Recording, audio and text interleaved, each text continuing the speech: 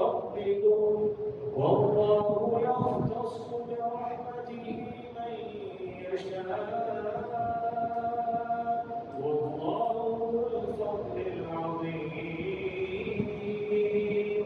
ما ننسخ من آية أو ننسها نأتي بخير منها أو مثلها ألم تعلم أن الله على كل شيء قدير ألم تعلم أن الله له ملك السماوات والأرض وما لكم من دون الله من ولي ولا نصير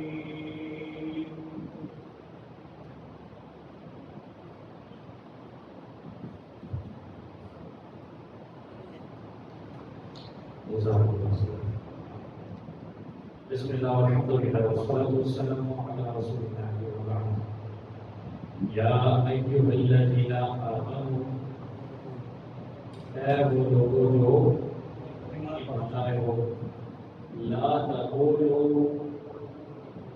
لا تقولوا یا مت کہو راعینا راعی مطلب کیا ہے راعینا کو ہماری رعایت ہے رعایت سے رعایت کو اردو میں سننا ہوگا مطلب ہمارا خیال توجہ کریں راعینا نہ کہو وقولوا اور کہو انظرنا انظرنا کہو مطلب کیا ہمیں دیکھیے انظر دیکھیے نہ ہمیں واسمعوا اور سنو وہ سے سنو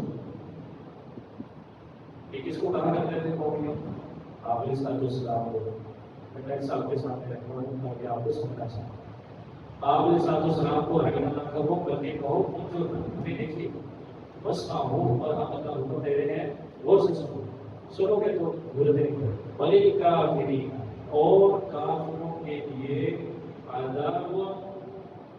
عذاب ہے علیم علمناک صحیح علمناک کا سوال ہوتا ہے نا اسی سے علیم سے علم سے ما یود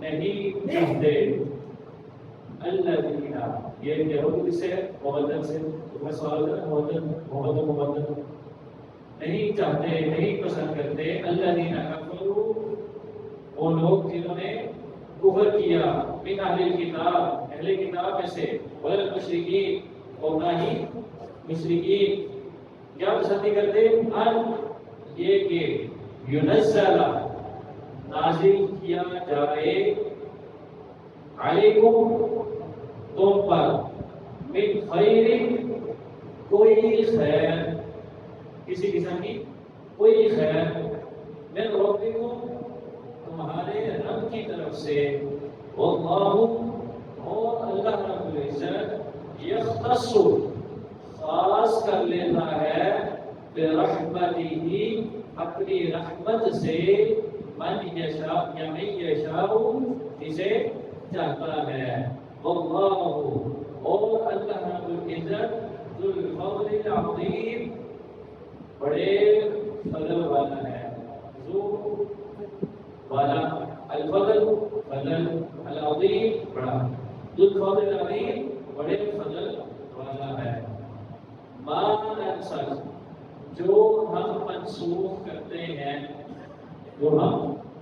منسوخ کیا ہوتا ہے ایک چیز ختم کر اس کی جگہ دوسری چیز ہے جو ہم منسوخ کرتے ہیں من آیت کوئی بھی آیت او ننسیہا او یا ننسیہا ہم اسے بھلا دیتے ہیں ناتی ہم لے آتے ہیں بخیر بہتر منہا اس سے کوئی بھی آیت ہم منسوخ کر دیں یعنی چینج کر کے کوئی اور ہٹا دے یا ہم کسی آیت کو بھلا دیں ہم اس کے جگہ پر ناتی بھی خیر ہم اسے بہتر لے کر کے آتے ہیں او مثلھا یا اس ایسی ہی کوئی ضرورت کے مطابق بات لے آتے ہیں اس کی بات آگے چل کے کرتے ہیں علم تعلم آپ کیا لم تعلم نہیں آپ جانتے علم رکھتے ان اللہ بے شک اللہ رب العزت علی کل شیء قدیر علی پر کلی ہر شیء چیز قدیر کمال قدرت والا ہے. علم کیا نہیں تعلم آپ جانتے ان اللہ بے شک اللہ رب العزت لہو اس کے لیے ہے ملک السماوات ملک بادشاہت السماوات آسمانوں کی والارض اور زمین کی وما لکم و اور آپ نہیں لکم تمہارے لیے من دون اللہ اللہ رب العزت کے سوا من ولی کوئی حامی یا دوست ولا نصیر اور نہ ہی کوئی مددگار. کیا فرما رہے اللہ رب العزت؟ پہلا حکم کیا دیا اہل ایمان کو خطاب کرتے ہوئے یا ایھا الذین آمنوا لا تقولوا راعینا، اے اہل ایمان راعینا نہ کہو، ہماری رعایت کریں یہ نہ کہو.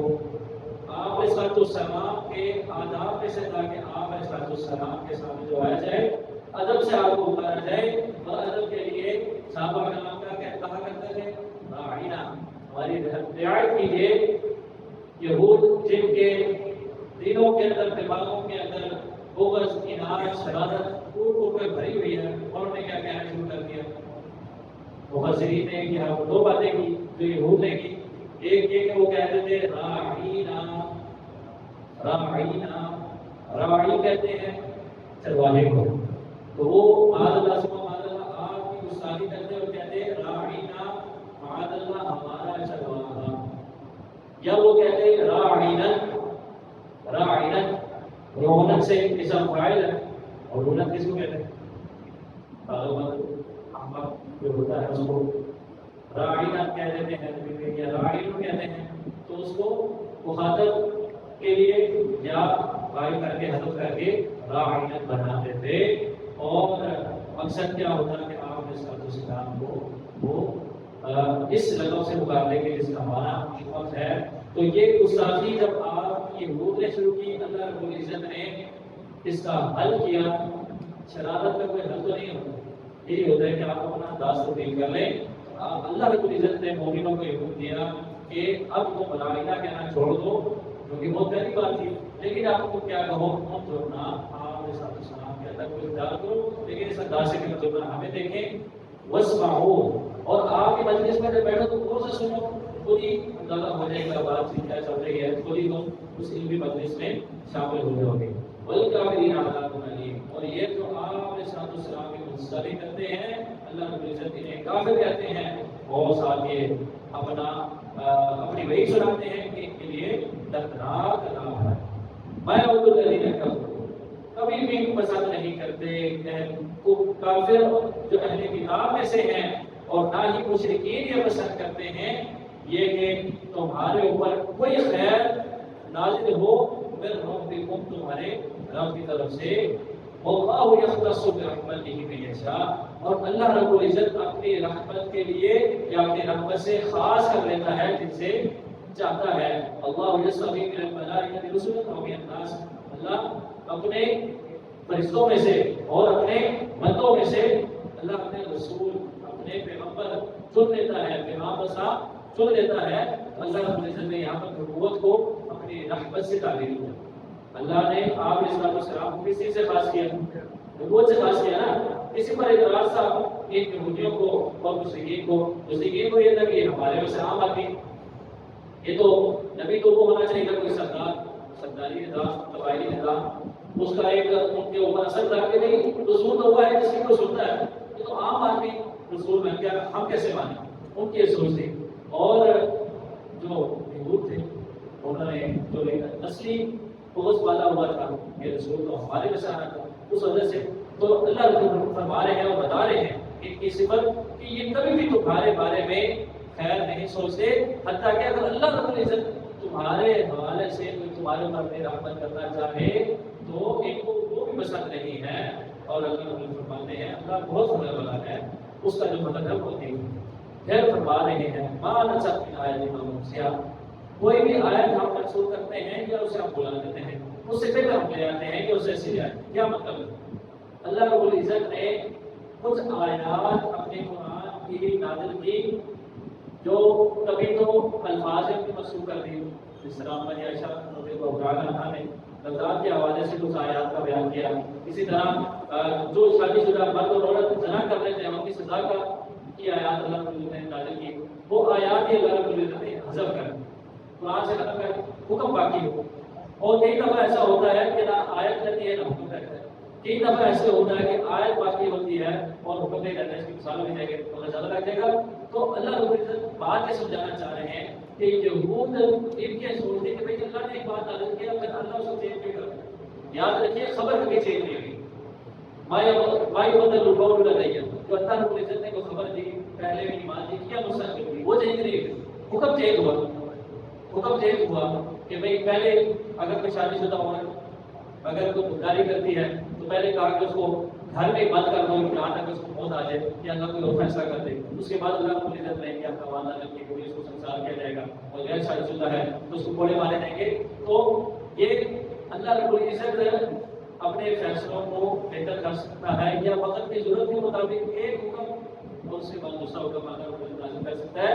اللہ رب العزت یہ بتانا چاہ رہے ہیں کہ جو آئے گا جو آخری حکم ہوگا رب تعالیٰ کا وہ سب سے بہتر ہوگا.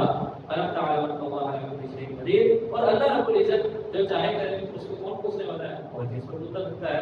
اللہ تعالیٰ کیا اس بات کا علم نہیں ہے کہ اللہ ہی کا ہے جو آسمانوں میں ہے جو زمین میں. اللہ ہی بادشاہ ہے، جو بادشاہ ہے وہ کچھ بھی کر چاہے نظام ہے جہاں پر بھی بادشاہ ہوتی ہے.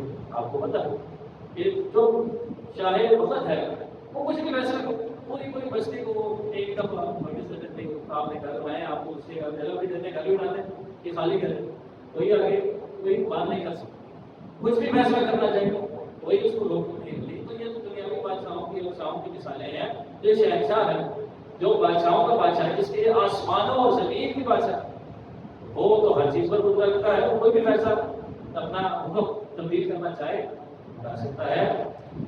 وما لكم من دون الله من ولي ولا نصير، اور وہ ایسا بادشاہ ہے کہ اس کے علاوہ تمہاری کوئی مدد بھی نہیں کر سکتا اور نہ ہی تمہارا کوئی دوست ہو سکتا ہے نہ ہی کوئی مددگار. وہی ہے جو ولی بھی ہے وہی ہے جو نصیر بھی ہے. اس لیے اس کے احکامات کو مانو بھی جانو بھی عمل پیرا بھی ہو اور اس میں دین و گزر سے کام دینے سے باز آ جاؤ. اللہ کی آیات میں یہ بات سمجھانا چاہتے ہیں. اللہ سے دعا ہے اللہ رب العزت ہمیں اپنے آیات پر ایمان کامل عطا فرما دے. اللہ رب العزت ہمیں جو احکامات ہیں ان کا علم بھی عطا فرما دے اور اللہ رب العزت اپنے کلام کی تاثیر ہمارے دلوں کے اندر پیدا فرما دے. وما توفیقی الا باللہ علیہ توکلت.